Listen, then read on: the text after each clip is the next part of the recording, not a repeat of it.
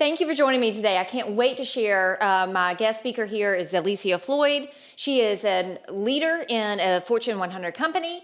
She is a mom of boys, a beloved wife of somebody that owns a local business here in Summerville. She is a philanthropist in our community and a powerhouse with a wonderful story you do not want to miss.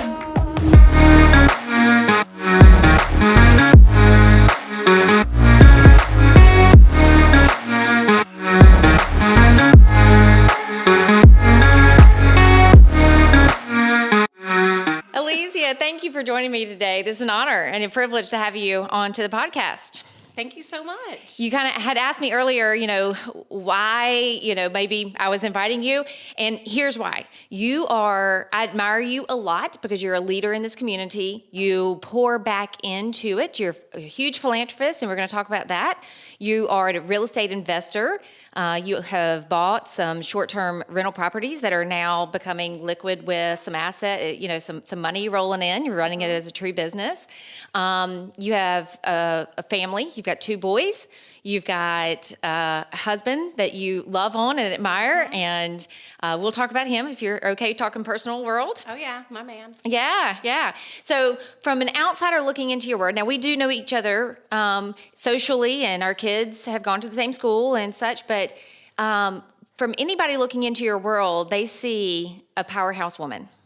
So that's why you're here today, because I want our viewers to be able to look into your world and see, how does she do it? How does she manage and balance work life? So welcome, and then thank you for being here. It's so humbled to be here. Thank you so much, Ronnie. You bet. So let's talk first about your business, because as a woman leader within a big Fortune 100 company, an aerospace company that's here local to Charleston, I admire you from an executive standpoint, and that's consuming of your time, right? Most certainly. And to be a woman in that kind of position is a powerful place to be. And there's a lot of women that want to break through a glass ceiling, and be into an executive kind of position. How have you gotten there? How's that journey? And what is your role within the company? Yeah, I appreciate that question. It started back in the recession. Do you remember that year, 2008? I remember that year. I was in real estate back then, and you betcha, I do. Yeah. Very and we were in clearly. Construction. Yes. And basically from a resume standpoint, and as a woman trying to get into corporate America, I was considered overeducated and underworked experienced. And it was a very humbling time in my career that required me to be creative, right? Like, how can I get into industry and show my value? And I had an opportunity with the Fortune 100 company, one of the largest manufacturers here in the Low Country, that gave me that chance. And it was a humbling statement of work at first. It was as a contractor working on the floor. But I rolled up my sleeves, and whether it was broom or tape or whatever was needed to do the job, I went in and I showed them my value. Right? My eagerness and my willingness to help with the bottom line, to help the people, and quickly was promoted. And a decade now in corporate America, I'd say it's all come from raising my hand to say, I'm willing to solve that problem. Even if I don't have the answer now, I'll seek understanding. So just constantly being in a position of seeking understanding has got me to where I am. I say curiosity really is a competitive advantage. And curiosity has been my competitive advantage.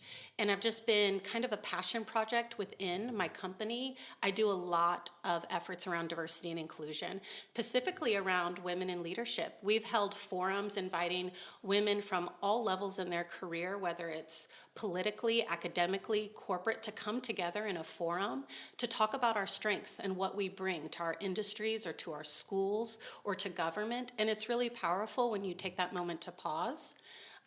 Whether it's March, Women's History Month, to celebrate one another as women. Yeah, it's empowering. It's empowering, and it doesn't really matter. I think that's a strong message. It doesn't matter the gender. You got to put forth the effort and the work and wake up every day with a spirit of a go-get-em attitude and being able to be on the ground zero and just work for that position. Yes, and you've done it. And you have done it. You do travel some with your work. So talk about your family a little bit as they're here in the Summerville area. You have a strong relationship with your husband. You've got 2 very active boys. So when you're traveling, how does that what are the challenges, I guess, with being gone as an executive? Yeah, so often I'm asked, like, how do you balance it? Yeah. And I say balance is somewhat of a fairy tale, right? It might be a myth. I have found an opportunity to blend. All of us have different leadership titles, right? You're a mother, you're a professional, you're a leader in the community. How do you balance all of those things? So I find opportunities for blending. Right? So if there is an opportunity for me to go on business travel, but in addition to couple it with some time off and to actually bring my family on travel with me, I'll do that because I'm able to grow my professional career and get that acumen that I need geographically in different places. I'm also able to share the cultural learning moments with my family, right? And one of the privileges of my husband being self-employed and running Floyd Fence is that flexibility that he can come in and wear that stronger parent title as a father where I might need him in that support. So I do think there is a little bit of that blending of roles in all different times.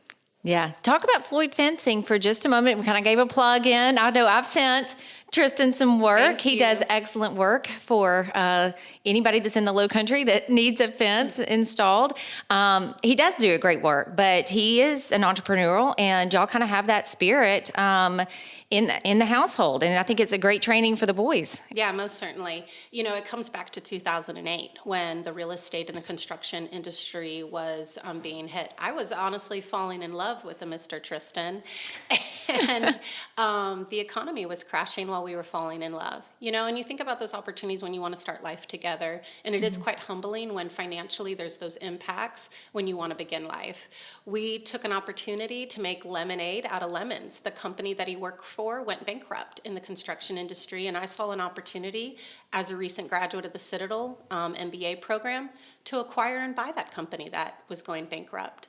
So we co-run that together, and when you start from zero, the only thing you can do is go up. And I would say it's due to his workmanship, right, and his kindness. He is a true Southern gentleman in running that company, and I've been able to step back and focus on other opportunities.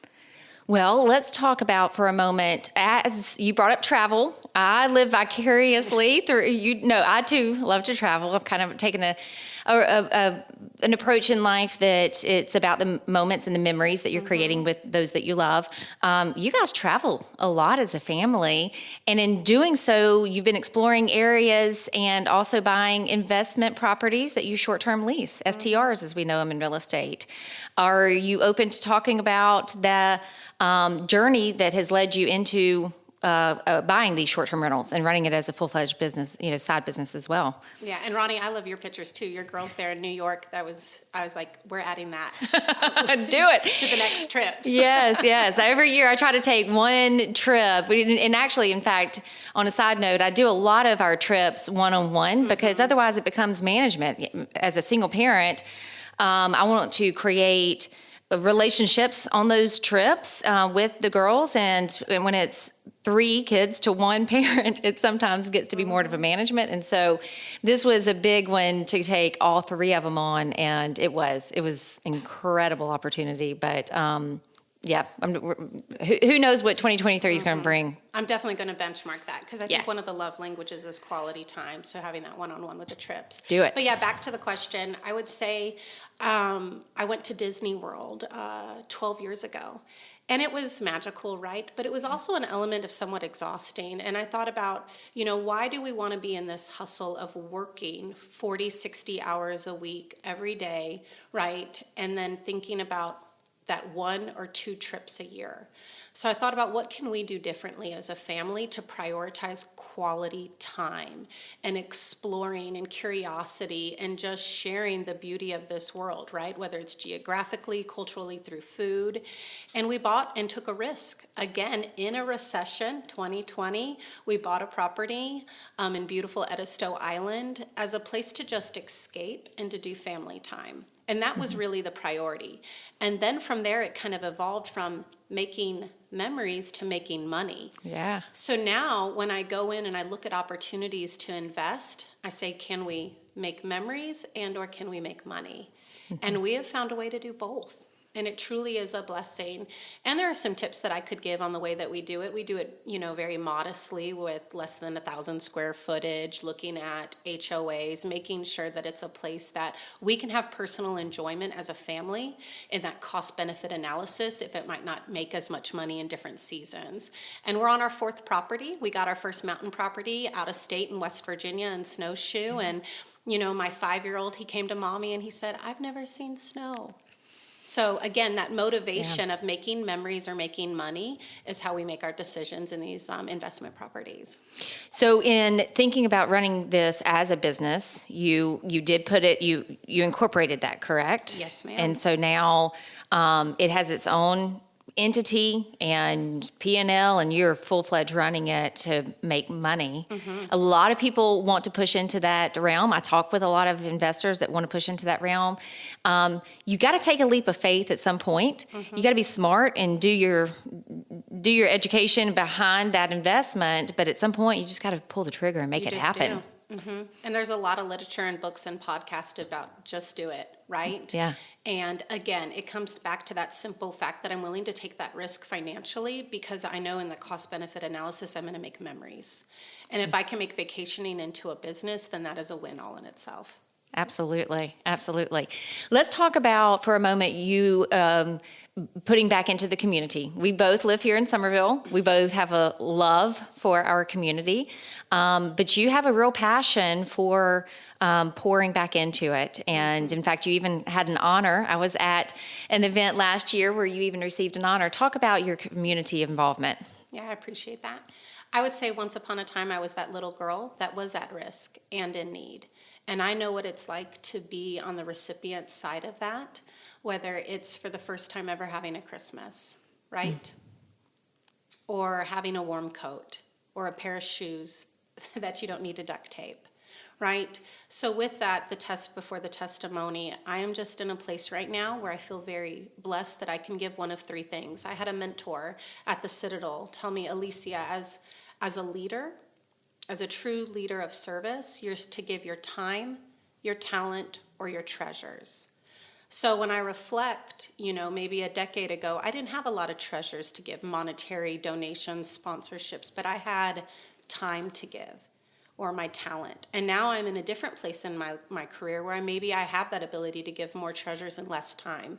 So I encourage all the listeners on the call, we all have an opportunity to give back, right? Either time, talent, or treasures. And every year I rotate on different boards to sit as an advisor role, and that's to give your talent, right? To share your domain of expertise to help that organization. Because nonprofits are businesses too that need to run, right? Right now I'm on the Dorchester Education Foundation, which is absolutely rewarding. We have the big event coming up soon. So if you're looking for an opportunity to sponsor, Ronnie. Be a good one to do, That would isn't be it? a good one to do, most certainly. But just again, reflecting on my childhood and where I am today, it's because of the different people that mentored me, sponsored me, and showed me something that wasn't in my everyday, right? They were the light, and I just want to be the light. And it's amazing. We typically give because we want to give of our time and talent and skill base, but we reap rewards every time we pour into something. Usually, it comes back at us in a way of love and satisfaction. So much intrinsic reward in giving back. Yeah. And again, back to that question around balance that I answered in turn with blending. I find a way to incorporate my children into this. So you might have seen that my oldest son and I, we actually spend our one-on-one quality time together volunteering in the community. So we've adopted the highway, we've done backpack buddies with food bank, we've done House of Hope. There's so many great opportunities for you to instill that into your children while also being a parent. So you don't have to pick one or the other. It's something that you can do together. And then you're instilling those values into your children and role modeling it. Alicia, you had mentioned kindness, and people in your past have extended that kindness and grace to you. Do you mind sharing with us a story from your upbringing, childhood, that has been impactful? Yeah, if it definitely will help our listeners. There's a couple stories that I think about really, have impacted me as an adult and helped me prioritize where I'm going to spend my energy. And, I mentioned a Christmas. I remember when I got to shop with a cop. because my siblings and I were nominated through the Salvation Army. And I'd never been in a Target, a Target. Yeah. And the first time going into there, and we were able to spend $75 with this cop. And I'd never known that type of money in my entire childhood. And honestly, I didn't even know how to spend it. When we were going through, I was more focused on things like, okay, well, I need a shirt, a coat. And I remember the cops telling me, you need joy. Get a toy, right? And that wasn't even in my realm of ideas, right? To buy myself something that would bring joy. And I think about some of the nonprofits that I spend my time with now. It's What's a Childhood Without Joy? And there's some really great organizations that focus on giving bikes, right, to children and things of that nature. There's been other opportunities when in my childhood I was maybe nominated to be on homecoming court, right, by my peers. And I never felt any type of external beauty before or recognition because I was always somewhat of lower self-esteem because I didn't even have proper attire or shoes. So that moment kind of in my more teens, we couldn't even afford my dress to be worn. Gosh. To be on court. And I'm thinking about, look at all these beautiful women, you know, young ladies in these dresses, and thank you for this recognition by my peers. I don't have a dress to wear. And my mother made a decision at that moment that we would be without power for 2 months. We did not pay the electricity bill so I could have a dress. Oh, wow, Alicia. And I remember doing my makeup by homecoming in candlelight, right? Because we had no power. And nobody knows when I attended, right, that I got ready in the dark and that my family made a sacrifice to have no electricity or heat. So I could have that moment of recognition. So it's, again, those moments of kindness and sacrifice that we do for one another. I think about college. I was graduating valedictorian, and I didn't even apply to one college because I'm first generation. I didn't know what an SAT was or how to apply. I didn't even have the $30 for an application for college. So I didn't apply. And somebody found out, and it's still a mystery to this day who this mentor is. I think he's in Congress now. But he found out about my story and paid my $30 fee. And of course I was accepted and had a full ride into college. But people don't think that that $30 might stop somebody from an entire future. And when I came into my dorm room, I didn't have money for a computer or bedding. And I walked into the dorm room and it was fully furnished. Wow. Wow. I want to be that for those that were for me. No wonder why you pour into the community, because people have extended that love and sacrifice to you. Thank you for sharing those intimate moments and what it has created into you. Thank you. Yeah, and I hope that the listeners can hear about that resiliency. And again, that theme of kindness. You know, I've gotten to where I am today by working hard and being kind and humble and curious. Those are such competitive qualities in a human being, regardless of what you do for a living. Yeah. Well, thank you. That's a great message to deliver. Well, I think our listeners will clearly see why I asked you to come on today, because you have figured out how to build a career and run a family and have this other source of income through short-term rentals. You've blended it all, and you've done it very gracefully. And you still, meanwhile, have strong relationships with your friends and extended family. And so I just commend you, and I hope that our listeners are encouraged by your story.